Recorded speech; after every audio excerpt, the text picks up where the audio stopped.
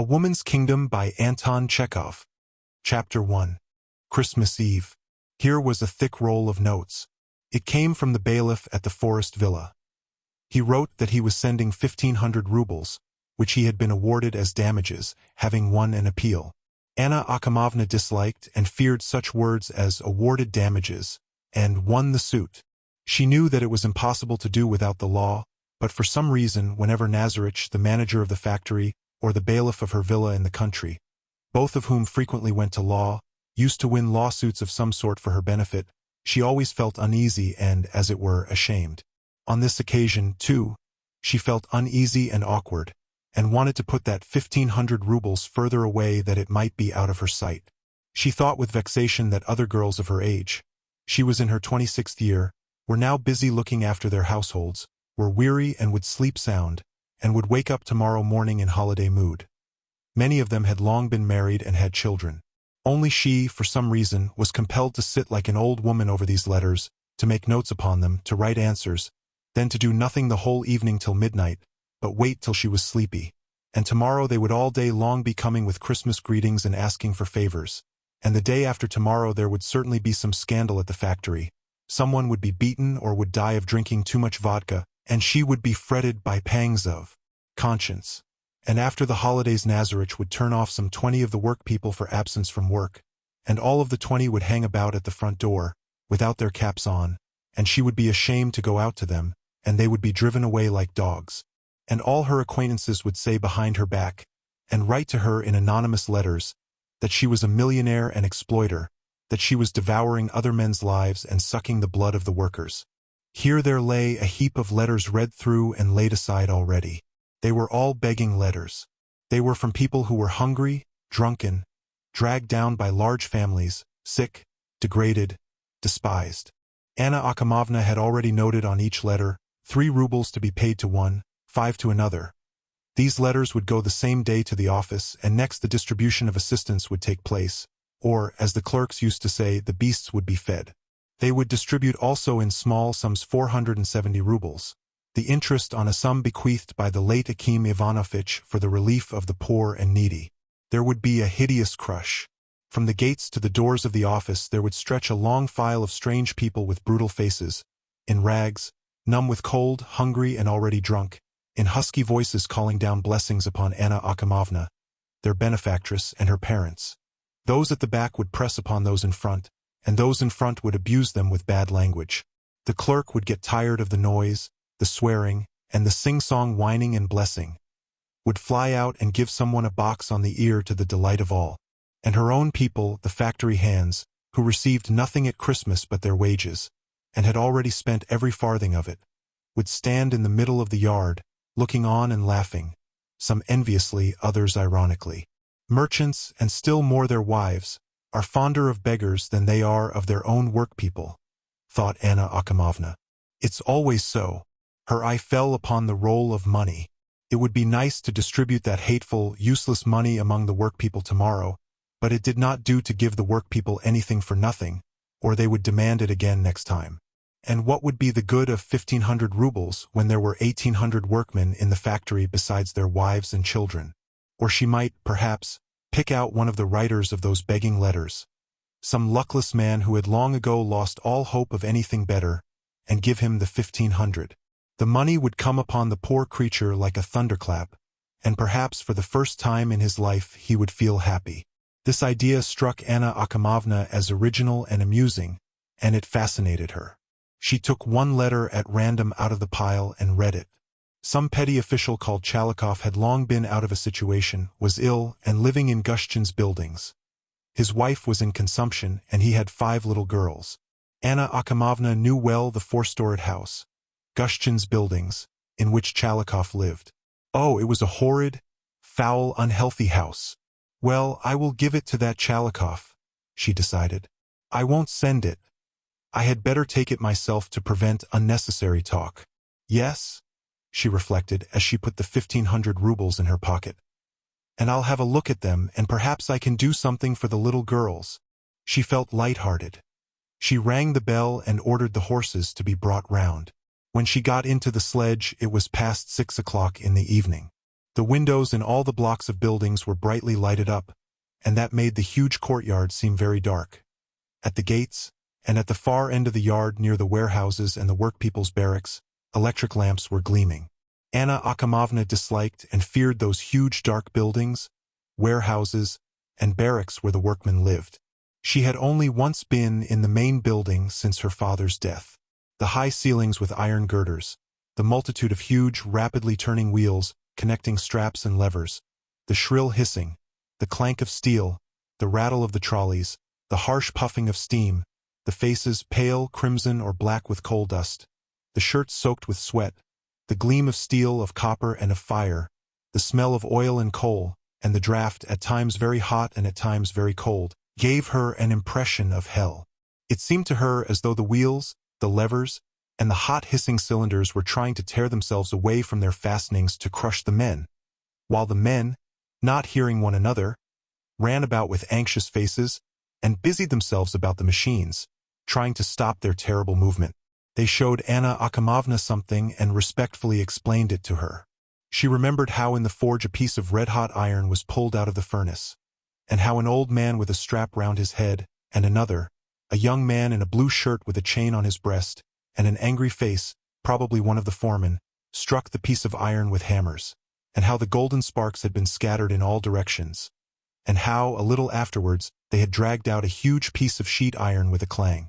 The old man had stood erect and smiled, while the young man had wiped his face with his sleeve and explained something to her.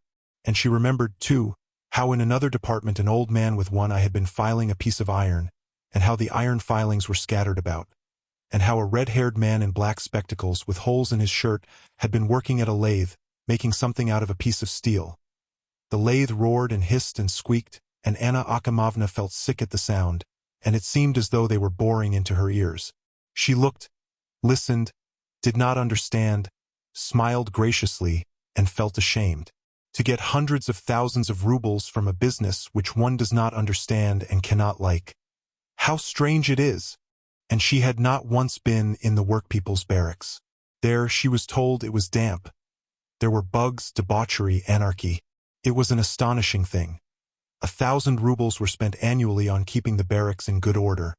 Yet, if she were to believe the anonymous letters, the condition of the workpeople was growing worse and worse every year. There was more order in my father's day, thought Anna Akimovna as she drove out of the yard.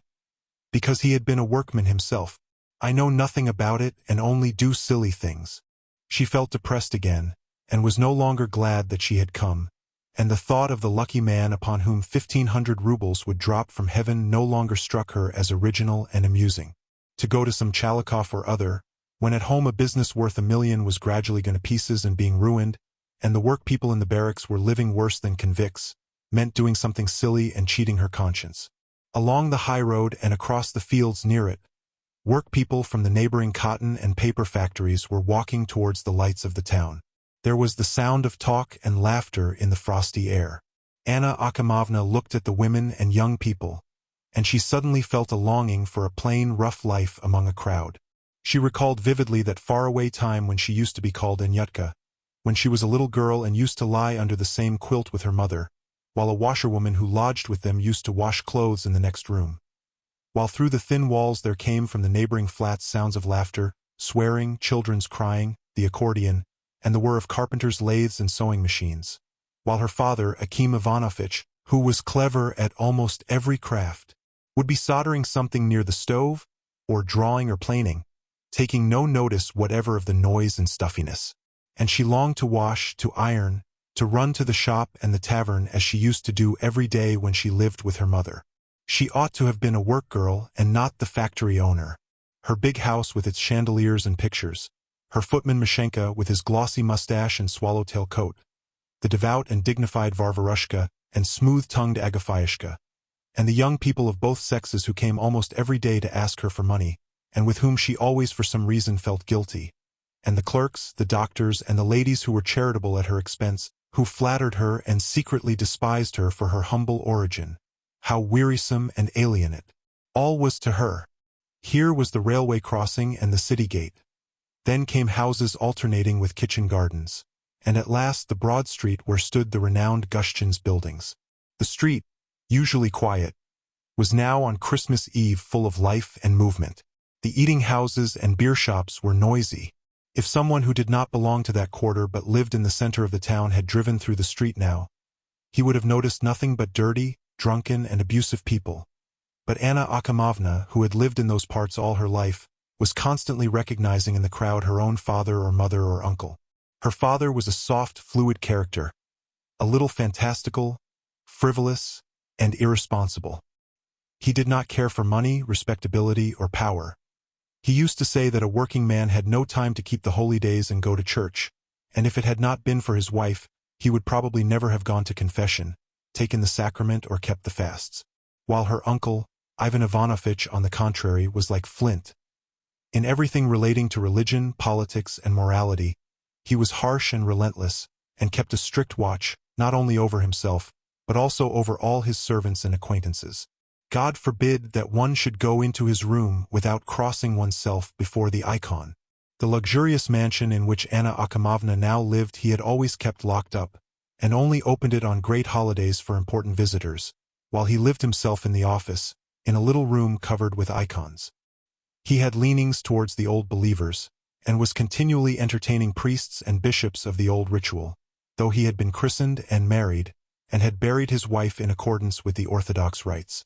He disliked Akim, his only brother and his heir, for his frivolity, which he called simpleness and folly, and for his indifference to religion.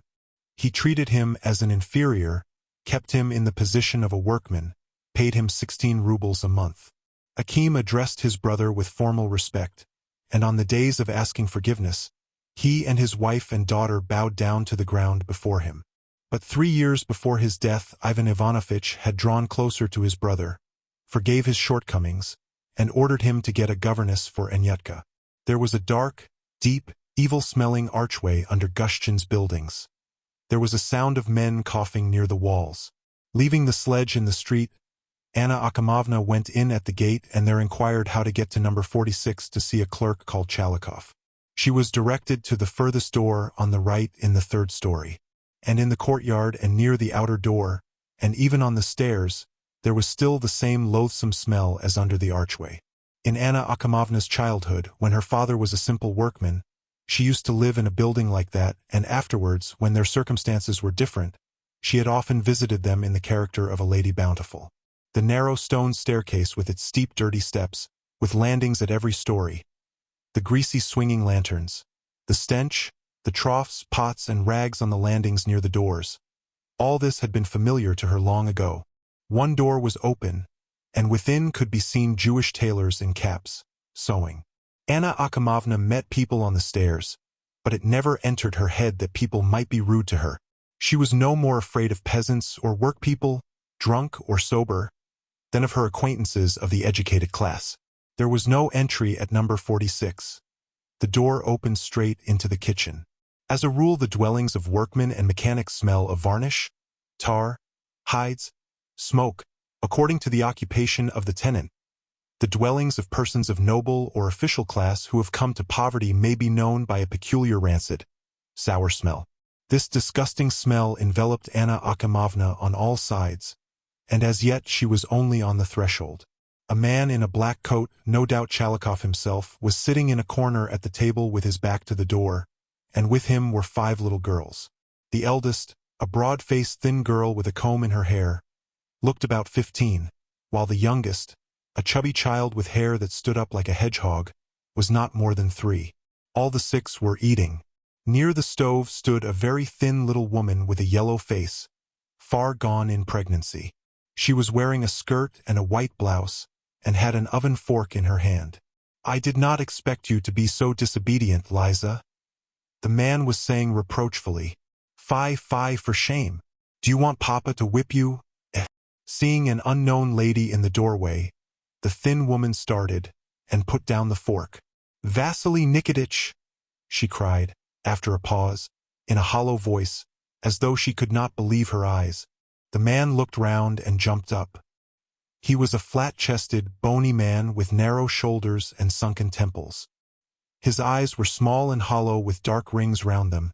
He had a wide mouth, and a long nose like a bird's beak. a little bit bent to the right. His beard was parted in the middle, his mustache was shaven, and this made him look more like a hired footman than a government clerk. "Does Mr. Chalikov live here?" asked Anna Akimovna.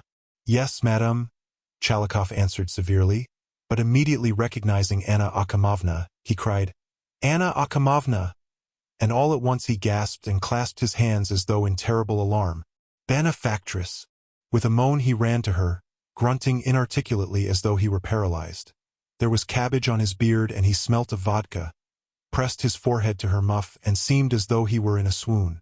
"Your hand, your holy hand!" he brought out breathlessly. "It's a dream, a glorious dream. Children, awaken me." He turned towards the table and said in a sobbing voice, shaking his fists, "Providence has heard us. Our Savior, our angel, has come. We are saved. Children, down on your knees. On your knees." Madame Chalikov and the little girls, except the youngest one, began for some reason rapidly clearing the table. "You wrote that your wife was very ill," said Anna Akimovna, and she felt ashamed and annoyed. "I am not going to give them the 1,500, she thought. "Here she is, my wife," said Chalikov in a thin feminine voice, as though his tears had gone to his head. "Here she is, unhappy creature, with one foot in the grave. But we do not complain, madam. Better death than such a life. Better die, unhappy woman." "Why is he playing these antics?" thought Anna Akimovna with annoyance. "One can see at once he is used to dealing with merchants." "Speak to me like a human being," she said. "I don't care for farces." "Yes, madam. 5 bereaved children round their mother's coffin with funeral candles. That's a farce? Eh?" said Chalikov bitterly and turned away. "Hold your tongue," whispered his wife, and she pulled at his sleeve. "The place has not been tidied up, madam," she said, addressing Anna Akimovna. "Please excuse it. You know what it is where there are children. A crowded hearth, but harmony. I am not going to give them the 1,500. Anna Akimovna thought again. And to escape as soon as possible from these people and from the sour smell, she brought out her purse and made up her mind to leave them 25 rubles, not more. But she suddenly felt ashamed that she had come so far and disturbed people for so little. "If you give me paper and ink, I will write at once to a doctor who is a friend of mine to come and see you," she said, flushing red. "He is a very good doctor, and I will leave you some money for medicine." Madame Chalikov was hastening to wipe the table. "It's messy here. What are you doing?" hissed Chalikov, looking at her wrathfully. "Take her to the lodger's room." "I make bold to ask you, madam, to step into the lodger's room," he said, addressing Anna Akimovna. "It's clean there." "Osip Ilyich told us not to go into his room," said one of the little girls sternly. But they had already led Anna Akimovna out of the kitchen, through a narrow passage room between 2 bedsteads. It was evident from the arrangement of the beds that in one 2 slept lengthwise, and in the other 3 slept across the bed. In the lodger's room that came next it really was clean. A neat-looking bed with a red woolen quilt, a pillow in a white pillowcase, even a slipper for the watch, a table covered with a hempen cloth and on it an inkstand of milky-looking glass, pens, paper, photographs in frames, everything as it ought to be, and another table for rough work, on which lay tidily arranged a watchmaker's tools and watches taken to pieces. On the walls hung hammers, pliers, awls, chisels, nippers, and so on, and there were 3 hanging clocks which were ticking. One was a big clock with thick weights, such as one sees in eating-houses. As she sat down to write the letter, Anna Akimovna saw facing her on the table the photographs of her father and of herself. That surprised her. "Who lives here with you?" she asked. "Our lodger, Madame Pimenov. He works in your factory." "Oh, I thought he must be a watchmaker." "He repairs watches privately, in his leisure hours. He is an amateur." After a brief silence during which nothing could be heard but the ticking of the clocks and the scratching of the pen on the paper, Chalikov heaved a sigh and said ironically, with indignation, "It's a true saying, gentle birth and a grade in the service won't put a coat on your back, a cockade in your cap and a noble title but nothing to eat. To my thinking, If any one of humble class helps the poor, he is much more of a gentleman than any Chalikov who has sunk into poverty and vice. To flatter Anna Akimovna, he uttered a few more disparaging phrases about his gentle birth, and it was evident that he was humbling himself because he considered himself superior to her. Meanwhile, she had finished her letter and had sealed it up. The letter would be thrown away and the money would not be spent on medicine. That she knew, but she put 25 rubles on the table all the same, and after a moment's thought, added 2 more red notes. She saw the wasted, yellow hand of Madame Chalikov, like the claw of a hen, dart out and clutch the money tight. "You have graciously given this for medicine," said Chalikov in a quivering voice. "But hold out a helping hand to me also, and the children," he added with a sob. "My unhappy children. I am not afraid for myself. It is for my daughters I fear. It's the hydra of vice that I fear." Trying to open her purse, the catch of which had gone wrong, Anna Akimovna was confused and turned red. She felt ashamed that people should be standing before her, looking at her hands and waiting, and most likely at the bottom of their hearts laughing at her. At that instant someone came into the kitchen and stamped his feet, knocking the snow off. "The lodger has come in," said Madame Chalikov. Anna Akimovna grew even more confused. She did not want anyone from the factory to find her in this ridiculous position. As ill luck would have it, the lodger came in at the very moment when, having broken the catch at last, she was giving Chalikov some notes, and Chalikov, grunting as though he were paralyzed, was feeling about with his lips where he could kiss her. In the lodger she recognized the workman who had once clanked the sheet iron before her in the forge, and had explained things to her. Evidently he had come in straight from the factory. His face looked dark and grimy, and on one cheek near his nose was a smudge of soot. His hands were perfectly black, and his unbelted shirt shone with oil and grease. He was a man of 30, of medium height, with black hair and broad shoulders, and a look of great physical strength. At the first glance Anna Akimovna perceived that he must be a foreman, who must be receiving at least 35 rubles a month, and a stern, loud-voiced man who struck the workman in the face. All this was evident from his manner of standing, from the attitude he involuntarily assumed at once on seeing a lady in his room, and most of all from the fact that he did not wear top boots, that he had breast pockets and a pointed, picturesquely clipped beard. Her father, Akim Ivanovitch, had been the brother of the factory owner, and yet he had been afraid of foremen like this lodger and had tried to win their favor. "Excuse me for having come in here in your absence," said Anna Akimovna. The workman looked at her in surprise, smiled in confusion, and did not speak. "You must speak a little louder, madam," said Chalikov softly. "When Mr. Pimenov comes home from the factory in the evenings, he is a little hard of hearing." But Anna Akimovna was by now relieved that there was nothing more for her to do here. She nodded to them and went rapidly out of the room. Pimenov went to see her out. "Have you been long in our employment?" she asked in a loud voice, without turning to him. "From 9 years old. I entered the factory in your uncle's time." "That's a long while. My uncle and my father knew all the workpeople, and I know hardly any of them. I had seen you before, but I did not know your name was Pimenov." Anna Akimovna felt a desire to justify herself before him, to pretend that she had just given the money not seriously, but as a joke. "Oh, this poverty," she sighed. "We give charity on holidays and working days, and still there is no sense in it. I believe it is useless to help such people as this Chalikov." "Of course it is useless," he agreed. "However much you give him, he will drink it all away. And now the husband and wife will be snatching it from one another and fighting all night," he added with a laugh. "Yes, one must admit that our philanthropy is useless, boring, and absurd. But still, you must agree, one can't sit with one's hand in one's lap. One must do something. What's to be done with the Chalikovs, for instance?"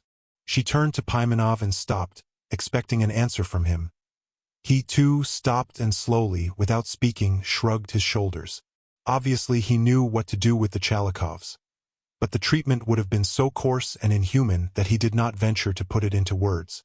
And the Chalikovs were to him so utterly uninteresting and worthless that a moment later he had forgotten them. Looking into Anna Akimovna's eyes, he smiled with pleasure, and his face wore an expression as though he were dreaming about something very pleasant. Only, now standing close to him, Anna Akimovna saw from his face, and especially from his eyes, how exhausted and sleepy he was. Here I ought to give him the 1,500 rubles, she thought, but for some reason this idea seemed to her incongruous and insulting to Pimenov. I am sure you are aching all over after your work, and you come to the door with me, she said as they went down the stairs. Go home. But he did not catch her words. When they came out into the street, he ran on ahead, unfastened the cover of the sledge, and helping Anna Akimovna in, said, I wish you a happy Christmas. Chapter 2. Christmas morning.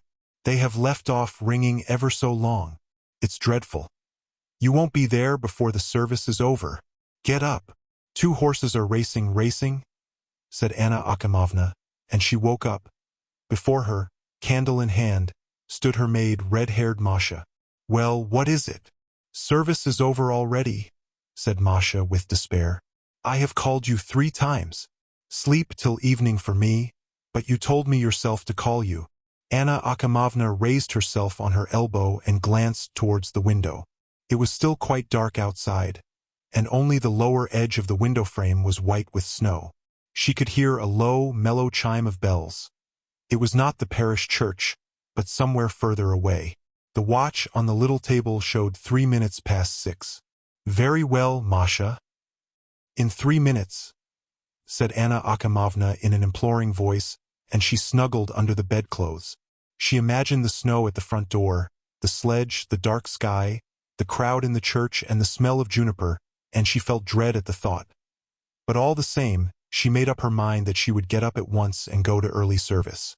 And while she was warm in bed and struggling with sleep, which seems as though to spite one, particularly sweet when one ought to get up, and while she had visions of an immense garden on a mountain and then Gushchin's buildings, she was worried all the time by the thought that she ought to get up that very minute and go to church. But when she got up it was quite light, and it turned out to be 9:30. There had been a heavy fall of snow in the night. The trees were clothed in white, and the air was particularly light, transparent, and tender, so that when Anna Akimovna looked out of the window her first impulse was to draw a deep, deep breath. And when she had washed, a relic of faraway childish feelings, joy that today was Christmas, suddenly stirred within her. After that she felt light-hearted, free and pure in soul, as though her soul, too, had been washed or plunged in the white snow. Masha came in, dressed up and tightly laced, and wished her a happy Christmas. Then she spent a long time combing her mistress's hair and helping her to dress. The fragrance and feeling of the new, gorgeous, splendid dress, its faint rustle, and the smell of fresh scent, excited Anna Akimovna. Well, it's Christmas, she said gaily to Masha. Now we will try our fortunes. Last year I was to marry an old man. It turned up 3 times the same. Well, God is merciful. Well, Anna Akimovna, what I think is, rather than neither one thing nor the other, I'd marry an old man, said Masha mournfully, and she heaved a sigh. I am turned 20. It's no joke. Everyone in the house knew that red-haired Masha was in love with Mashenka, the footman, and this genuine, passionate, hopeless love had already lasted 3 years. Come, don't talk nonsense, Anna Akimovna consoled her. I am going on for 30, but I am still meaning to marry a young man. While his mistress was dressing, Mashenka, in a new swallowtail and polished boots, walked about the hall and drawing room and waited for her to come out, to wish her a happy Christmas. He had a peculiar walk, stepping softly and delicately.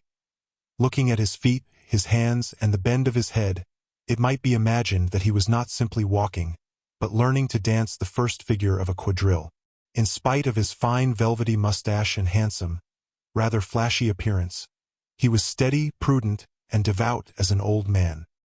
He said his prayers, bowing down to the ground, and liked burning incense in his room. He respected people of wealth and rank and had a reverence for them. He despised poor people and all who came to ask favors of any kind, with all the strength of his cleanly flunky soul. Under his starched shirt he wore a flannel, winter and summer alike, being very careful of his health. His ears were plugged with cotton wool. When Anna Akimovna crossed the hall with Masha, He bent his head downwards a little and said in his agreeable, honeyed voice, "I have the honor to congratulate you, Anna Akimovna, on the most solemn feast of the birth of our Lord." Anna Akimovna gave him 5 rubles, while poor Masha was numb with ecstasy. His holiday get-up, his attitude, his voice, and what he said impressed her by their beauty and elegance. As she followed her mistress, she could think of nothing, could see nothing. She could only smile, first blissfully and then bitterly. The upper story of the house was called the best or visitor's half, while the name of the business part, old people's or simply women's part, was given to the rooms on the lower story where Aunt Tatyana Ivanovna kept house. In the upper part, the gentry and educated visitors were entertained. In the lower story, simpler folk and the aunt's personal friends. Handsome, plump, and healthy, still young and fresh, and feeling she had on a magnificent dress which seemed to her to diffuse a sort of radiance all about her, Anna Akimovna went down to the lower story. Here she was met with reproaches for forgetting God now that she was so highly educated, for sleeping too late for the service, and for not coming downstairs to break the fast, and they all clasped their hands and exclaimed with perfect sincerity that she was lovely, wonderful. And she believed it, laughed, kissed them, gave one a ruble, another 3 or 5 according to their position. She liked being downstairs. Wherever one looked there were shrines, icons, little lamps, portraits of ecclesiastical personages. The place smelt of monks. There was a rattle of knives in the kitchen, and already a smell of something savory, exceedingly appetizing, was pervading all the rooms. The yellow-painted floors shone, and from the doors narrow rugs with bright blue stripes ran like little paths to the icon corner, and the sunshine was simply pouring in at the windows. In the dining room some old women, strangers, were sitting. In Varvarushka's room, too, there were old women, and with them a deaf and dumb girl, who seemed abashed about something and kept saying, "Bli, Bli." 2 skinny-looking little girls who had been brought out of the orphanage for Christmas came up to kiss Anna Akimovna's hand, and stood before her transfixed with admiration of her splendid dress. She noticed that one of the girls squinted, and in the midst of her light-hearted holiday mood she felt a sick pang at her heart at the thought that young men would despise the girl, and that she would never marry. In the cook Agafya's room, 5 huge peasants in new shirts were sitting round the samovar. These were not workmen from the factory, but relations of the cook. Seeing Anna Akimovna, all the peasants jumped up from their seats, and from regard for decorum, ceased munching, though their mouths were full. The cook Stepan, in a white cap with a knife in his hand, came into the room and gave her his greetings. Porters in high felt boots came in, and they, too, offered their greetings. The water-carrier peeped in with icicles on his beard, but did not venture to come in. Anna Akimovna walked through the rooms followed by her retinue, the aunt Varvarushka Nikandrovna, the sewing-maid Marfa Petrovna, and the downstairs Masha. Varvarushka, a tall, thin, slender woman, taller than anyone in the house, dressed all in black, smelling of cypress and coffee, crossed herself in each room before the icon, bowing down from the waist. And whenever one looked at her one was reminded that she had already prepared her shroud and that lottery tickets were hidden away by her in the same box. "Anyutinka, be merciful at Christmas," she said, opening the door into the kitchen. "Forgive him. Bless the man. Have done with it." The coachman Pantely, who had been dismissed for drunkenness in November, was on his knees in the middle of the kitchen. He was a good-natured man, but he used to be unruly when he was drunk, and could not go to sleep, but persisted in wandering about the buildings and shouting in a threatening voice, "I know all about it." Now from his beefy and bloated face and from his bloodshot eyes it could be seen that he had been drinking continually from November till Christmas. "Forgive me, Anna Akimovna," he brought out in a hoarse voice, striking his forehead on the floor and showing his bull-like neck. "It was Auntie dismissed you. Ask her." "What about Auntie?" said her aunt, walking into the kitchen, breathing heavily. She was very stout, and on her bosom one might have stood a tray of teacups and a samovar. "What about Auntie now? You are mistress here, give your own orders, though these rascals might be all dead for all I care. Come, get up, you hog!" she shouted at Pantely, losing patience. "Get out of my sight. It's the last time I forgive you, but if you transgress again, don't ask for mercy." Then they went into the dining room to coffee. But they had hardly sat down, when the downstairs Masha rushed headlong in, saying with horror, "The singers!" and ran back again. They heard someone blowing his nose, a low bass cough, and footsteps that sounded like horses' iron-shod hoofs tramping about the entry near the hall. For half a minute all was hushed. The singers burst out so suddenly and loudly that everyone started. While they were singing, the priest from the almshouses with the deacon and the sexton arrived. Putting on the stole, the priest slowly said that when they were ringing for matins it was snowing and not cold, but that the frost was sharper towards morning. God bless it. And now there must be 20 degrees of frost.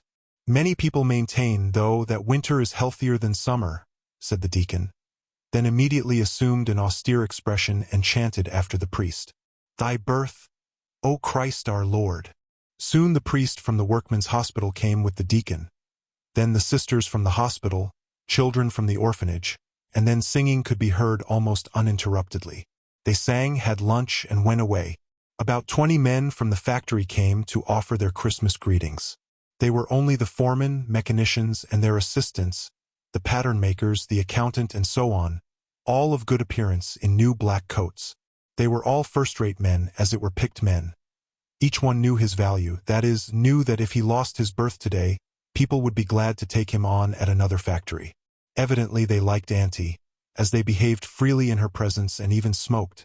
And when they had all trooped in to have something to eat, the accountant put his arm round her immense waist.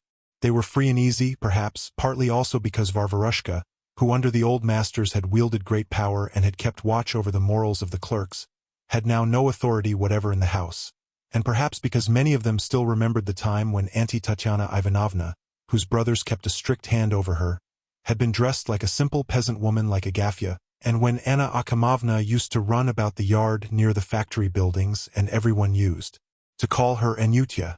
The foreman ate, talked, and kept looking with amazement at Anna Akimovna. How she had grown up and how handsome she had become. But this elegant girl, educated by governesses and teachers, was a stranger to them. They could not understand her, and they instinctively kept closer to Auntie, who called them by their names, continually pressed them to eat and drink, and, clinking glasses with them, had already drunk 2 wine-glasses of Rowanberry wine with them. Anna Akimovna was always afraid of their thinking her proud, an upstart or a crow in peacock's feathers. And now, while the foremen were crowding round the food, she did not leave the dining room, but took part in the conversation. She asked Pimenov, her acquaintance of the previous day, "Why have you so many clocks in your room?" "I mend clocks," he answered. "I take the work up between times, on holidays, or when I can't sleep. So if my watch goes wrong, I can bring it to you to be repaired?" Anna Akimovna asked, laughing. "To be sure, I will do it with pleasure," said Pimenov, and there was an expression of tender devotion in his face, when, not herself knowing why, she unfastened her magnificent watch from its chain and handed it to him. He looked at it in silence and gave it back.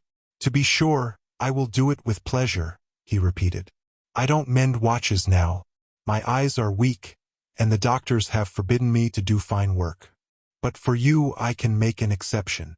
"Doctors talk nonsense," said the accountant. They all laughed. "Don't you believe them?" he went on, flattered by the laughing. "Last year a tooth flew out of a cylinder and hit old Kalmikov such a crack on the head that you could see his brains, and the doctor said he would die. But he is alive and working to this day, only he has taken to stammering since that mishap." "Doctors do talk nonsense, they do, but not so much," sighed Auntie. "Pyotr Andreich, poor dear, lost his sight. Just like you, he used to work day in day out at the factory near the hot furnace, and he went blind. The eyes don't like heat. But what are we talking about?" she said, rousing herself. "Come and have a drink. My best wishes for Christmas, my dears. I never drink with anyone else, but I drink with you, sinful woman as I am. Please God." Anna Akimovna fancied that after yesterday Pimenov despised her as a philanthropist, but was fascinated by her as a woman. She looked at him and thought that he behaved very charmingly and was nicely dressed.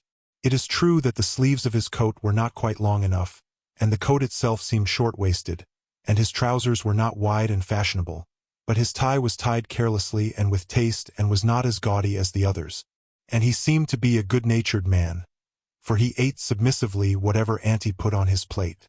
She remembered how black he had been the day before, and how sleepy, and the thought of it for some reason touched her.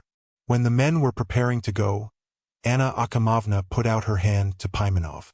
She wanted to ask him to come in sometimes to see her, without ceremony, but she did not know how to. Her tongue would not obey her, and that they might not think she was attracted by Pimenov, she shook hands with his companions, too. Then the boys from the school of which she was a patroness came. They all had their heads closely cropped and all wore gray blouses of the same pattern. The teacher, a tall, beardless young man with patches of red on his face, was visibly agitated as he formed the boys into rows. The boys sang in tune, but with harsh, disagreeable voices. The manager of the factory, Nazarich, a bald, sharp-eyed old believer, could never get on with the teachers, but the one who was now anxiously waving his hands he despised and hated, though he could not have said why. He behaved rudely and condescendingly to the young man, kept back his salary, meddled with the teaching, and had finally tried to dislodge him by appointing, a fortnight before Christmas, as porter to the school a drunken peasant, a distant relation of his wife's, who disobeyed the teacher and said rude things to him before the boys. Anna Akimovna was aware of all this, but she could be of no help, for she was afraid of Nazarich herself. Now she wanted at least to be very nice to the schoolmaster, to tell him she was very much pleased with him. But when after the singing he began apologizing for something in great confusion, and Auntie began to address him familiarly as she drew him without ceremony to the table, she felt, for some reason, bored and awkward, and giving orders that the children should be given sweets, went upstairs. In reality there is something cruel in these Christmas customs, she said a little while afterwards, as it were to herself, looking out of window at the boys, who were flocking from the house to the gates and shivering with cold, putting their coats on as they ran.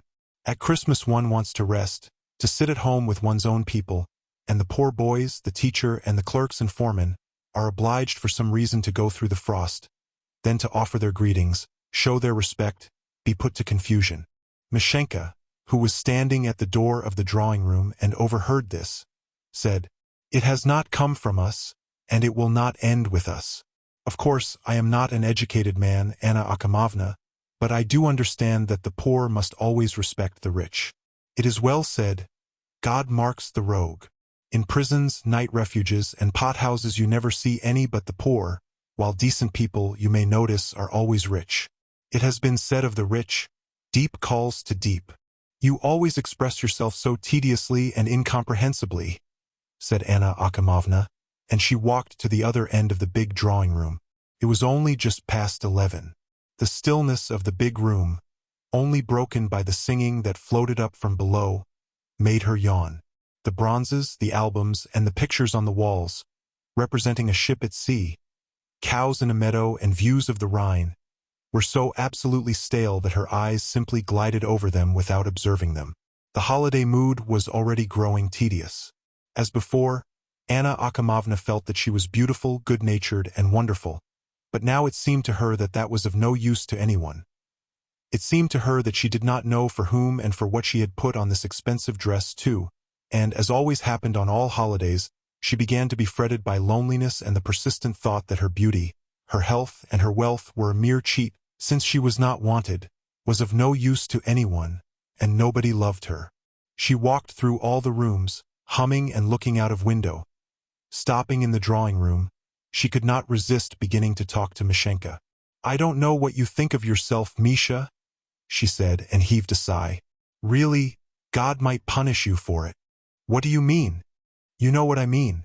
Excuse my meddling in your affairs. But it seems you are spoiling your own life out of obstinacy. You'll admit that it is high time you got married, and she is an excellent and deserving girl. You will never find anyone better. She's a beauty, clever, gentle, and devoted, and her appearance. If she belonged to our circle or a higher one, people would be falling in love with her for her red hair alone. See how beautifully her hair goes with her complexion. Oh, goodness!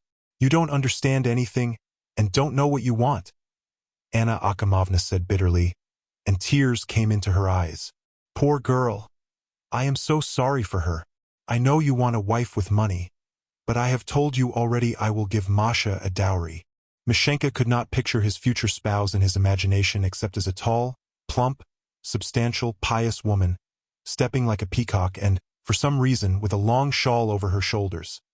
While Masha was thin, slender, tightly laced, and walked with little steps, and worst of all, she was too fascinating and at times extremely attractive to Mashenka, and that, in his opinion, was incongruous with matrimony and only in keeping with loose behavior. When Anna Akimovna had promised to give Masha a dowry, he had hesitated for a time. But once a poor student in a brown overcoat over his uniform, coming with a letter for Anna Akimovna, was fascinated by Masha, and could not resist embracing her near the hat stand, and she had uttered a faint shriek. Mashenka, standing on the stairs above, had seen this, and from that time had begun to cherish a feeling of disgust for Masha. Poor student. Who knows, if she had been embraced by a rich student or an officer, the consequences might have been different. "Why don't you wish it?" Anna Akimovna asked. "What more do you want?"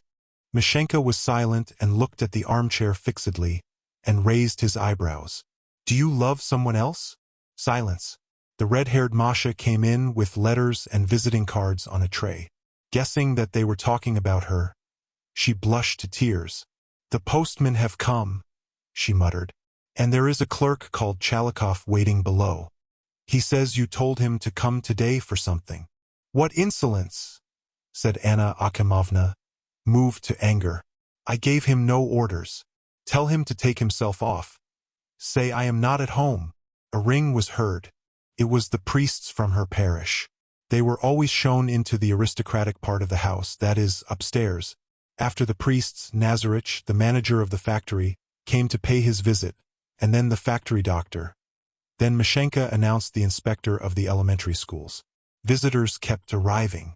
When there was a moment free, Anna Akimovna sat down in a deep armchair in the drawing room, and shutting her eyes, thought that her loneliness was quite natural because she had not married and never would marry. But that was not her fault. Fate itself had flung her out of the simple working-class surroundings in which, if she could trust her memory, she had felt so snug and at home, into these immense rooms, where she could never think what to do with herself, and could not understand why so many people kept passing before her eyes. What was happening now seemed to her trivial, useless, since it did not and could not give her happiness for 1 minute. "If I could fall in love," she thought, stretching. The very thought of this sent a rush of warmth to her heart. "And if I could escape from the factory." She mused, imagining how the weight of those factory buildings, barracks, and schools would roll off her conscience, roll off her mind. Then she remembered her father, and thought if he had lived longer he would certainly have married her to a working man, to Pimenov, for instance. He would have told her to marry, and that would have been all about it. And it would have been a good thing. Then the factory would have passed into capable hands. She pictured his curly head, his bold profile, his delicate, ironical lips, and the strength, the tremendous strength, in his shoulders, in his arms, in his chest, and the tenderness with which he had looked at her watch that day. "Well," she said, "it would have been all right. I would have married him." "Anna Akimovna," said Mashenka, coming noiselessly into the drawing room. "How you frightened me," she said, trembling all over. "What do you want?" "Anna Akimovna," he said, laying his hand on his heart and raising his eyebrows. "You are my mistress and my benefactress, and no one but you can tell me what I ought to do about marriage, for you are as good as a mother to me. But kindly forbid them to laugh and jeer at me downstairs. They won't let me pass without it." "How do they jeer at you?" "They call me Mashenka's Mashenka." "Pooh, what nonsense!" cried Anna Akimovna indignantly. "How stupid you all are! What a stupid you are, Misha! How sick I am of you! I can't bear the sight of you." Chapter 3. Dinner. Just as the year before, the last to pay her visits were Krylin, an actual civil counselor, and Lysovich, a well-known barrister. It was already dark when they arrived. Krylin, a man of 60, with a wide mouth and with gray whiskers close to his ears, with a face like a lynx, was wearing a uniform with an Anna ribbon and white trousers. He held Anna Akimovna's hand in both of his for a long while, looked intently in her face, moved his lips, and at last said, drawling upon one note, "I used to respect your uncle and your father and enjoyed the privilege of their friendship. Now I feel it an agreeable duty, as you see, to present my Christmas wishes to their honored heiress in spite of my infirmities and the distance I have to come. And I am very glad to see you in good health."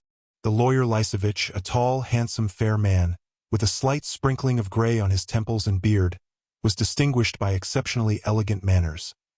He walked with a swaying step, bowed as it were reluctantly, and shrugged his shoulders as he talked, and all this with an indolent grace, like a spoiled horse fresh from the stable. He was well fed, extremely healthy, and very well off. On one occasion he had won 40,000 rubles, but concealed the fact from his friends. He was fond of good fare, especially cheese, truffles, and grated radish with hemp oil. While in Paris he had eaten, so he said, baked but unwashed guts. He spoke smoothly, fluently, without hesitation, and only occasionally, for the sake of effect, permitted himself to hesitate and snap his fingers as if picking up a word. He had long ceased to believe in anything he had to say in the law courts, or perhaps he did believe in it, but attached no kind of significance to it. It had all so long been familiar, stale, ordinary. He believed in nothing but what was original and unusual. A copybook moral in an original form would move him to tears. Both his notebooks were filled with extraordinary expressions which he had read in various authors, and when he needed to look up any expression, he would search nervously in both books, and usually failed to find it. Anna Akimovna's father had in a good-humored moment ostentatiously appointed him legal advisor in matters concerning the factory, and had assigned him a salary of 12,000 rubles.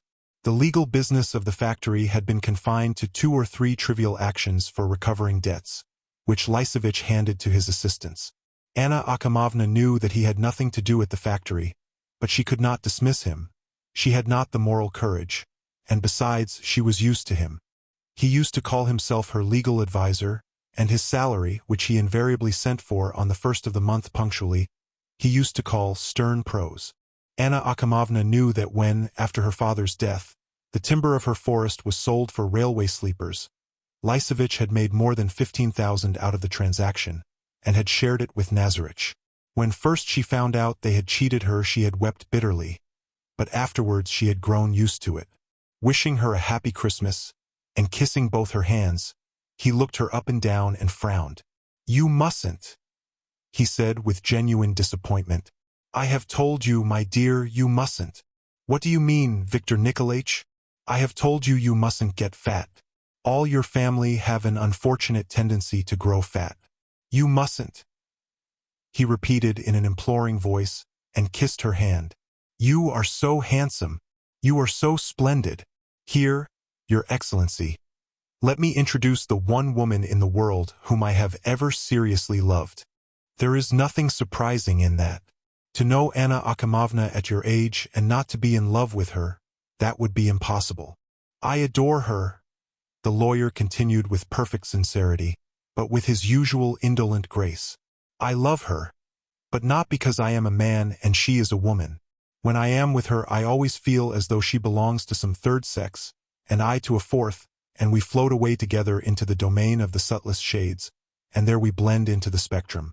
Leconte de Lisle defines such relations better than anyone. He has a superb passage, a marvelous passage."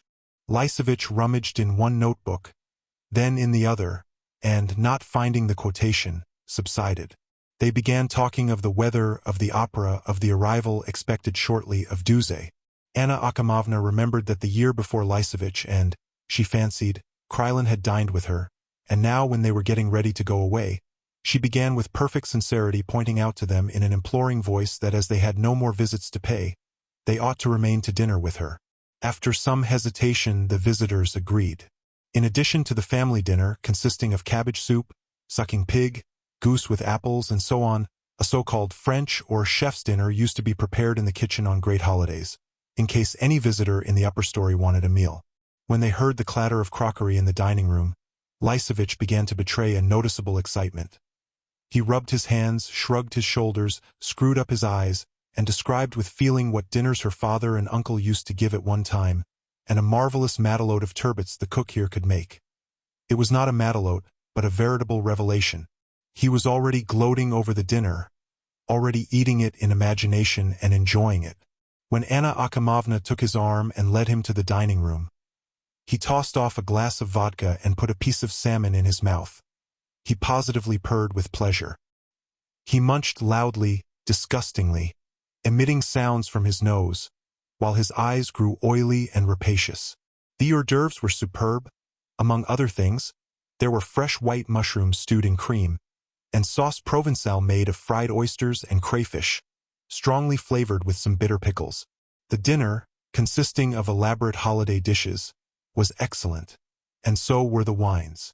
Mashenka waited at table with enthusiasm. When he laid some new dish on the table and lifted the shining cover or poured out the wine, he did it with the solemnity of a professor of black magic, and, looking at his face and his movements suggesting the first figure of a quadrille, the lawyer thought several times, "What a fool!" After the third course, Lysovich said, turning to Anna Akimovna, "The fin de siècle woman, I mean when she is young, and of course wealthy, must be independent, clever, elegant, intellectual, bold, and a little depraved. Depraved within limits, a little. For excess, is wearisome. You ought not to vegetate, my dear. You ought not to live like everyone else, but to get the full savor of life, and a slight flavor of depravity is the sauce of life. Revel among flowers of intoxicating fragrance, breathe the perfume of musk, eat hashish, and best of all, love, love, love. To begin with, in your place I would set up 7 lovers, one for each day of the week, and one I would call Monday, one Tuesday, the third Wednesday, and so on, so that each might know his day." This conversation troubled Anna Akimovna. She ate nothing and only drank a glass of wine. "Let me speak at last," she said. "For myself personally, I can't conceive of love without family life. I am lonely, lonely as the moon in the sky, and a waning moon, too. And whatever you may say, I am convinced, I feel that this waning can only be restored by love in its ordinary sense. It seems to me that such love would define my duties, my work, make clear my conception of life. I want from love peace of soul, tranquility. I want the very opposite of musk and spiritualism and fin de siècle. In short," she grew embarrassed, "a husband and children. You want to be married? Well, you can do that, too," Lysovich assented. "You ought to have all experiences, marriage and jealousy, and the sweetness of the first infidelity, and even children. But make haste and live. Make haste, my dear. Time is passing. It won't wait." "Yes, I'll go and get married," she said, looking angrily at his well-fed, satisfied face. "I will marry in the simplest, most ordinary way and be radiant with happiness. And, would you believe it, I will marry some plain working man, some mechanic or draftsman. There is no harm in that either. The Duchess Georgiana loved Gwynplaine, and that was permissible for her because she was a Grand Duchess. Everything is permissible for you, too, because you are an exceptional woman. If, my dear, you want to love a Negro or an Arab, don't scruple. Send for a Negro. Don't deny yourself anything. You ought to be as bold as your desires. Don't fall short of them. Can it be so hard to understand me?" Anna Akimovna asked with amazement, and her eyes were bright with tears. "Understand, I have an immense business on my hands.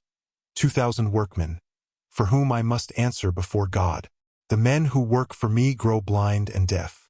I am afraid to go on like this. I am afraid. I am wretched, and you have the cruelty to talk to me of Negroes and you smile."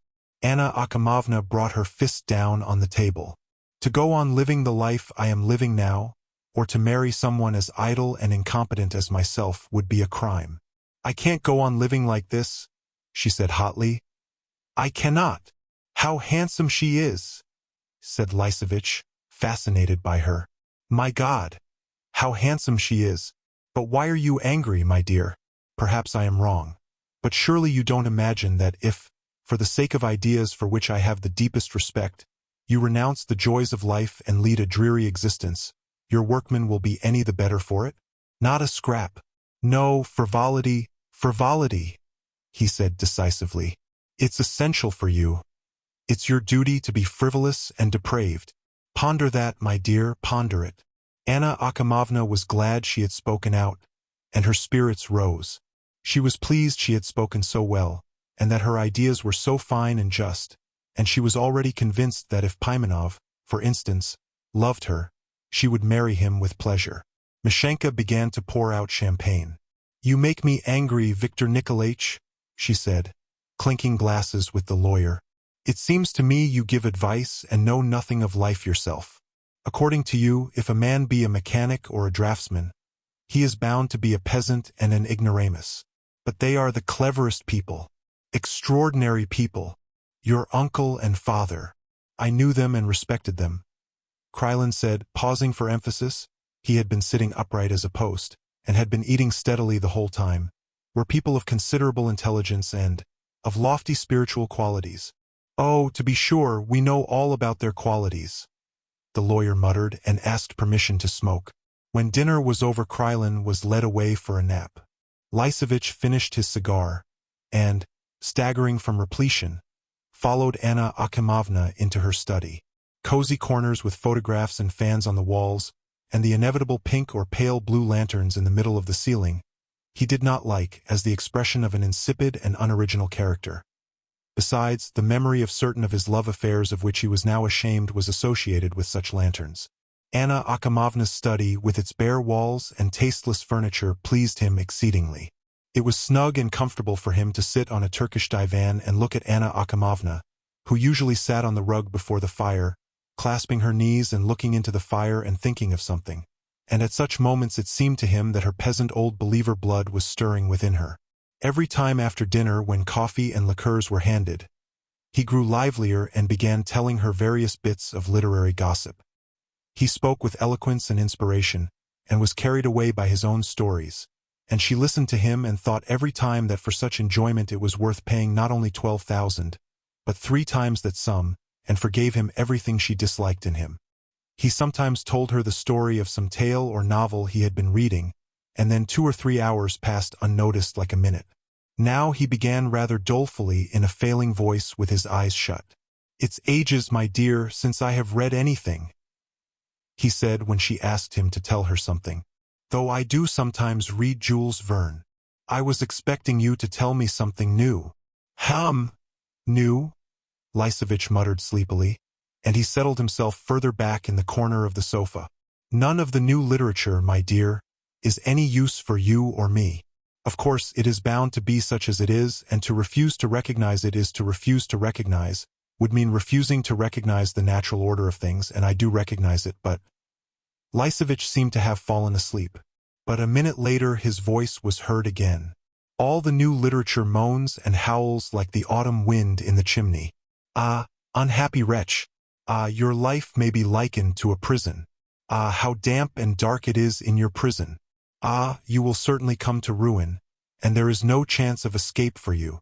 That's very fine, but I should prefer a literature that would tell us how to escape from prison. Of all contemporary writers, however, I prefer Maupassant." Lysovich opened his eyes. A fine writer, a perfect writer. Lysovich shifted in his seat. A wonderful artist, a terrible, prodigious, supernatural artist.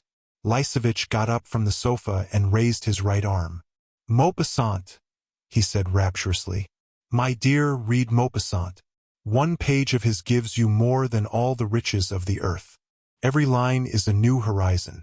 The softest, tenderest impulses of the soul alternate with violent tempestuous sensations. Your soul, as though under the weight of 40,000 atmospheres, is transformed into the most insignificant little bit of some great thing of an undefined rosy hue which I fancy, if one could put it on one's tongue, would yield a pungent, voluptuous taste. What a fury of transitions, of motives, of melodies. You rest peacefully on the lilies and the roses, and suddenly a thought, a terrible, splendid, irresistible thought, swoops down upon you like a locomotive, and bathes you in hot steam and deafens you with its whistle. Read Maupassant, dear girl. I insist on it." Lysovich waved his arms and paced from corner to corner in violent excitement. "Yes, it is inconceivable," he pronounced as though in despair. "His last thing overwhelmed me, intoxicated me, but I am afraid you will not care for it. To be carried away by it you must savor it. Slowly suck the juice from each line. Drink it in. You must drink it in."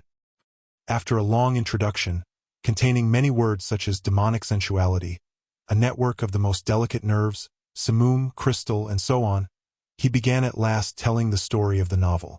He did not tell the story so whimsically, but told it in minute detail, quoting from memory whole descriptions and conversations. The characters of the novel fascinated him, and to describe them he threw himself into attitudes, changed the expression of his face and voice like a real actor. He laughed with delight at one moment in a deep bass, and at another on a high shrill note, clasped his hands and clutched at his head with an expression which suggested that it was just going to burst. Anna Akimovna listened enthralled, though she had already read the novel, and it seemed to her ever so much finer and more subtle in the lawyer's version than in the book itself. He drew her attention to various subtleties, and emphasized the felicitous expressions and the profound thoughts, but she saw in it only life, life, life and herself, as though she had been a character in the novel. Her spirits rose, and she, too, laughing and clasping her hands, thought that she could not go on living such a life, that there was no need to have a wretched life when one might have a splendid one. She remembered her words and thoughts at dinner, and was proud of them. And when Pimenov suddenly rose up in her imagination, she felt happy and longed for him to love her. When he had finished the story, Lysovich sat down on the sofa, exhausted. "How splendid you are! How handsome!" he began, a little while afterwards in a faint voice as if he were ill. "I am happy near you, dear girl. But why am I 42 instead of 30? Your tastes and mine do not coincide. You ought to be depraved, and I have long passed that phase, and want a love as delicate and immaterial as a ray of sunshine. That is, from the point of view of a woman of your age, I am of no earthly use." In his own words, he loved Turgenev, the singer of virginal love and purity, of youth, and of the melancholy Russian landscape. But he loved virginal love, not from knowledge but from hearsay, as something abstract, existing outside real life. Now he assured himself that he loved Anna Akimovna platonically, ideally, though he did not know what those words meant. But he felt comfortable, snug, warm. Anna Akimovna seemed to him enchanting, original, and he imagined that the pleasant sensation that was aroused in him by these surroundings was the very thing that was called platonic love. He laid his cheek on her hand and said in the tone commonly used in coaxing little children, "My precious, why have you punished me? How? When? I have had no Christmas present from you." Anna Akimovna had never heard before of their sending a Christmas box to the lawyer, and now she was at a loss how much to give him. But she must give him something, for he was expecting it, though he looked at her with eyes full of love. "I suppose Nazarich forgot it," she said, "but it is not too late to set it right." She suddenly remembered the 1500 she had received the day before, which was now lying in the toilet drawer in her bedroom. And when she brought that ungrateful money and gave it to the lawyer, and he put it in his coat pocket with indolent grace, the whole incident passed off charmingly and naturally. The sudden reminder of a Christmas box and this 1500 was not unbecoming in Lysovich. "Merci," he said, and kissed her finger. Krylin came in with blissful, sleepy face, but without his decorations. Lysovich and he stayed a little longer and drank a glass of tea each, and began to get ready to go. Anna Akimovna was a little embarrassed. She had utterly forgotten in what department Krylin served, and whether she had to give him money or not, and if she had to, whether to give it now or send it afterwards in an envelope. "Where does he serve?" she whispered to Lysovich. "Goodness knows," muttered Lysovich, yawning. She reflected that if Krylin used to visit her father and her uncle and respected them, it was probably not for nothing. Apparently he had been charitable at their expense, serving in some charitable institution. As she said goodbye, she slipped 300 rubles into his hand. He seemed taken aback and looked at her for a minute in silence with his pewtery eyes, but then seemed to understand and said, "The receipt, honored Anna Akimovna. You can only receive on the new year." Lysovich had become utterly limp and heavy, and he staggered when Mashenka put on his overcoat. As he went downstairs he looked like a man in the last stage of exhaustion, and it was evident that he would drop asleep as soon as he got into his sledge. "Your Excellency," he said languidly to Krylin, stopping in the middle of the staircase. "Has it ever happened to you to experience a feeling as though some unseen force were drawing you out longer and longer? You are drawn out and turn into the finest wire. Subjectively, this finds expression in a curious, voluptuous feeling which is impossible to compare with anything. Anna Akimovna, standing at the top of the stairs, saw each of them give Mashenka a note. "Goodbye. Come again," she called to them and ran into her bedroom. She quickly threw off her dress, that she was weary of already, put on a dressing gown and ran downstairs. And as she ran downstairs she laughed and thumped with her feet like a schoolboy. She had a great desire for mischief. Chapter 4. Evening. Auntie, in a loose print blouse, Varvarushka and two old women, were sitting in the dining room having supper. A big piece of salt meat, a ham and various savories, were lying on the table before them, and clouds of steam were rising from the meat, which looked particularly fat and appetizing. Wine was not served on the lower story, but they made up for it with a great number of spirits and homemade liqueurs. Agafyashka, the fat, white-skinned, well-fed cook, was standing with her arms crossed in the doorway and talking to the old women, and the dishes were being handed by the downstairs Masha, a dark girl with a crimson ribbon in her hair. The old women had had enough to eat before the morning was over, and an hour before supper had had tea and buns, and so they were now eating with effort, as it were, from a sense of duty. "Oh, my girl!" sighed Auntie, as Anna Akimovna ran into the dining room and sat down beside her. "You've frightened me to death." Everyone in the house was pleased when Anna Akimovna was in good spirits and played pranks. This always reminded them that the old men were dead and that the old women had no authority in the house, and anyone could do as he liked without any fear of being sharply called to account for it. Only the two old women glanced askance at Anna Akimovna with amazement. She was humming, and it was a sin to sing at table. "Our mistress, our beauty, our picture." Agafyashka began chanting with sugary sweetness. "Our precious jewel. The people that have come today to look at our queen. Lord, have mercy upon us. Generals and officers and gentlemen. I kept looking out of window and counting till I gave it up. I'd as soon they did not come at all," said Auntie. She looked sadly at her niece and added, "They only waste the time for my poor orphan girl." Anna Akimovna felt hungry, as she had eaten nothing since the morning. They poured her out some very bitter liqueur. She drank it off and tasted the salt meat with mustard, and thought it extraordinarily nice. Then the downstairs Masha brought in the turkey, the pickled apples and the gooseberries, and that pleased her, too.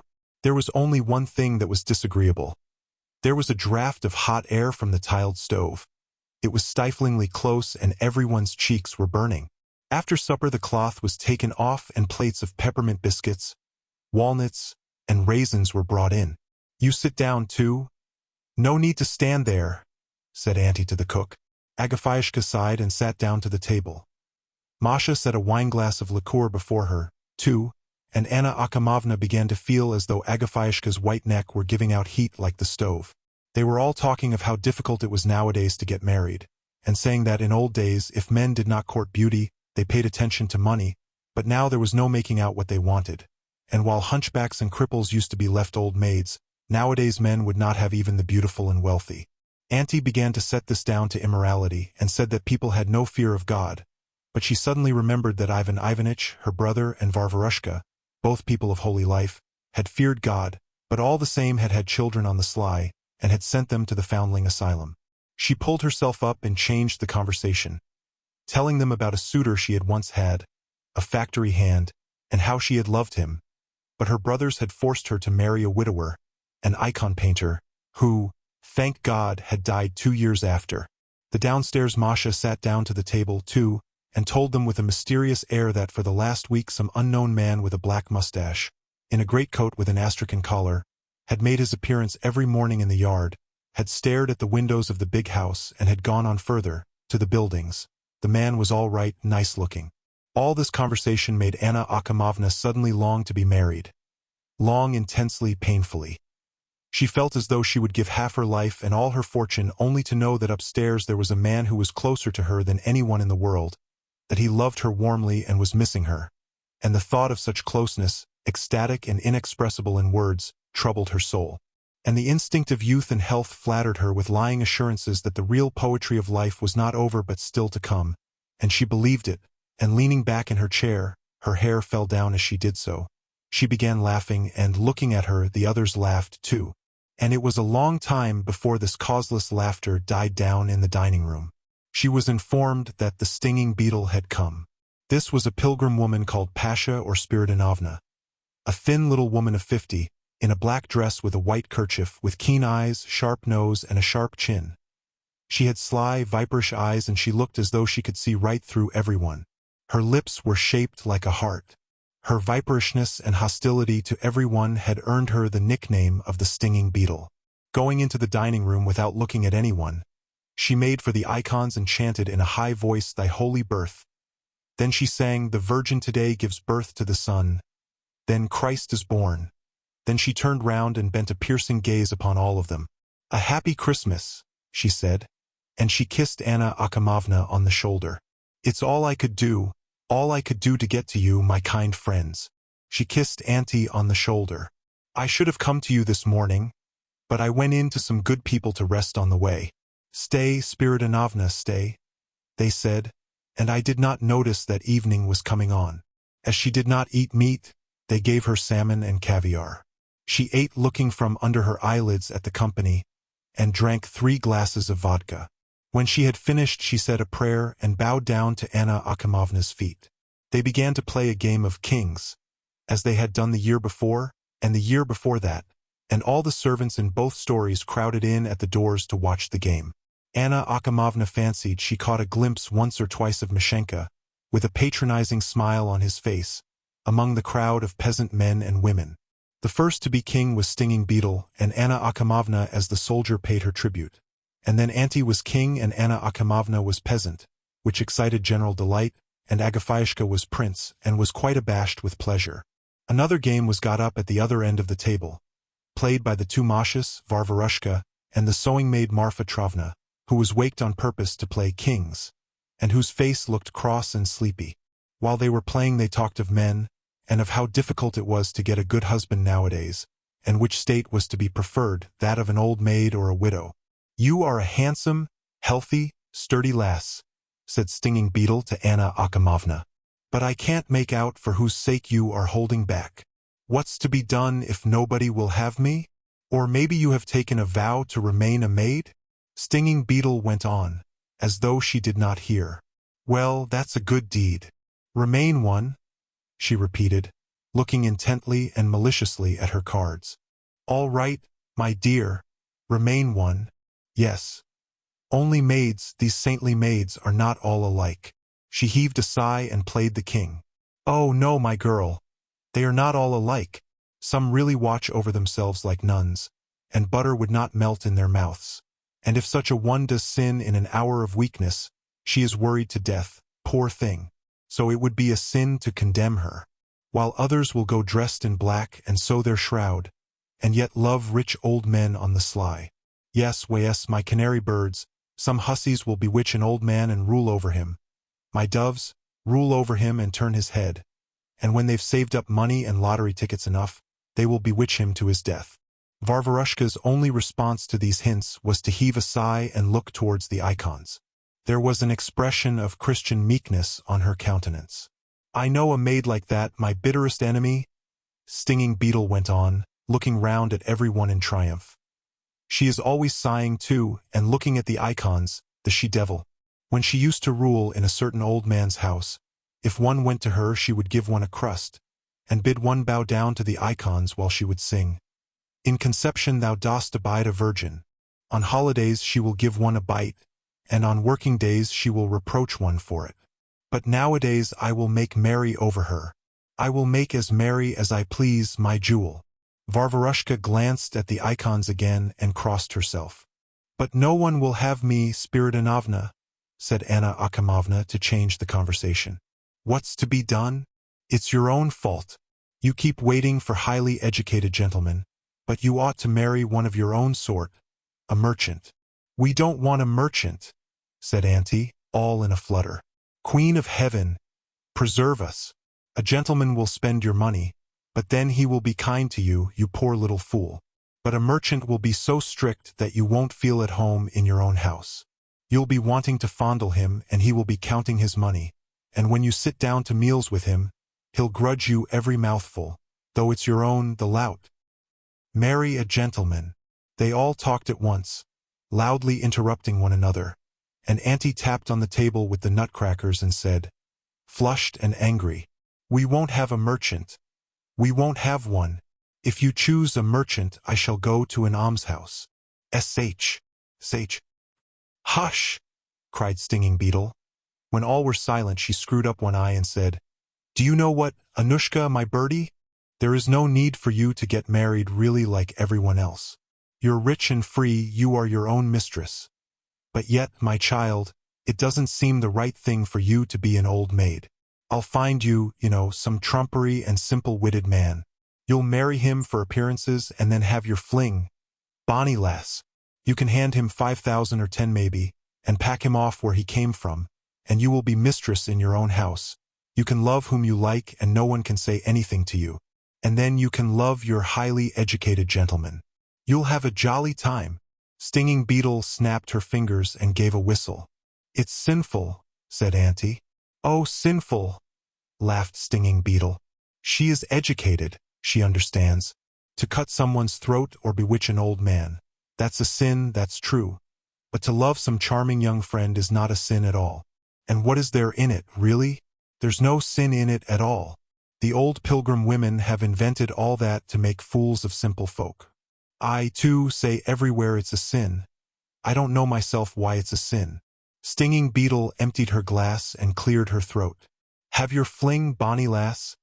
This time evidently addressing herself. "For 30 years, wenches, I have thought of nothing but sins and been afraid.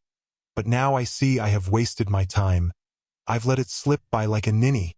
Ah, I have been a fool, a fool." She sighed. "A woman's time is short and every day is precious. You are handsome, Anushka, and very rich. But as soon as 35 or 40 strikes for you, your time is up. Don't listen to anyone, my girl. Live, have your fling till you are 40, and then you will have time to pray forgiveness. There will be plenty of time to bow down and to sew your shroud. A candle to God and a poker to the devil. You can do both at once. Well, how is it to be? Will you make some little man happy?" "I will," laughed Anna Akimovna. "I don't care now. I would marry a working man." "Well, that would do all right." "Oh, what a fine fellow you would choose then." Stinging Beetle screwed up her eyes and shook her head. Oh, I tell her myself," said Auntie. "It's no good waiting for a gentleman, so she had better marry not a gentleman but someone humbler.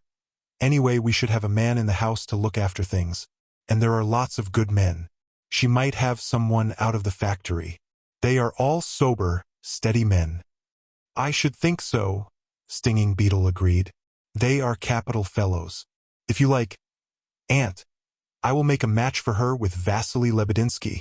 "Oh, Vasya's legs are so long," said Auntie seriously. "He is so lanky. He has no looks." There was laughter in the crowd by the door. "Well, Pimenov? Would you like to marry Pimenov?" Stinging Beetle asked Anna Akimovna. "Very good. Make a match for me with Pimenov." "Really?" "Yes, do," Anna Akimovna said resolutely, and she struck her fist on the table. "On my honor, I will marry him." "Really?" Anna Akimovna suddenly felt ashamed that her cheeks were burning and that everyone was looking at her. She flung the cards together on the table and ran out of the room. As she ran up the stairs and, reaching the upper story, sat down to the piano in the drawing room, a murmur of sound reached her from below like the roar of the sea. Most likely they were talking of her and of Pimenov, and perhaps Stinging Beetle was taking advantage of her absence to insult Varvarushka and was putting no check on her language. The lamp in the big room was the only light burning in the upper story, and it sent a glimmer through the door into the dark drawing room. It was between 9 and 10, not later. Anna Akimovna played a waltz, then another, then a third. She went on playing without stopping. She looked into the dark corner beyond the piano, smiled, and inwardly called to it, and the idea occurred to her that she might drive off to the town to see someone, Lysovich for instance, and tell him what was passing in her heart. She wanted to talk without ceasing, to laugh, to play the fool, but the dark corner was sullenly silent, and all round in all the rooms of the upper story it was still and desolate. She was fond of sentimental songs, but she had a harsh, untrained voice, and so she only played the accompaniment and sang hardly audibly, just above her breath. She sang in a whisper one song after another, for the most part about love, separation, and frustrated hopes, and she imagined how she would hold out her hands to him and say with entreaty, with tears, "Pimenov, take this burden from me," and then, just as though her sins had been forgiven, there would be joy and comfort in her soul, and perhaps a free, happy life would begin.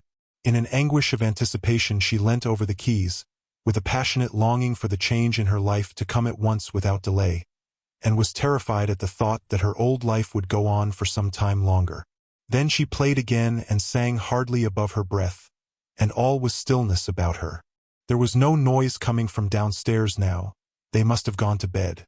It had struck 10 some time before. A long, solitary, wearisome night was approaching. Anna Akimovna walked through all the rooms, lay down for a while on the sofa, and read in her study the letters that had come that evening.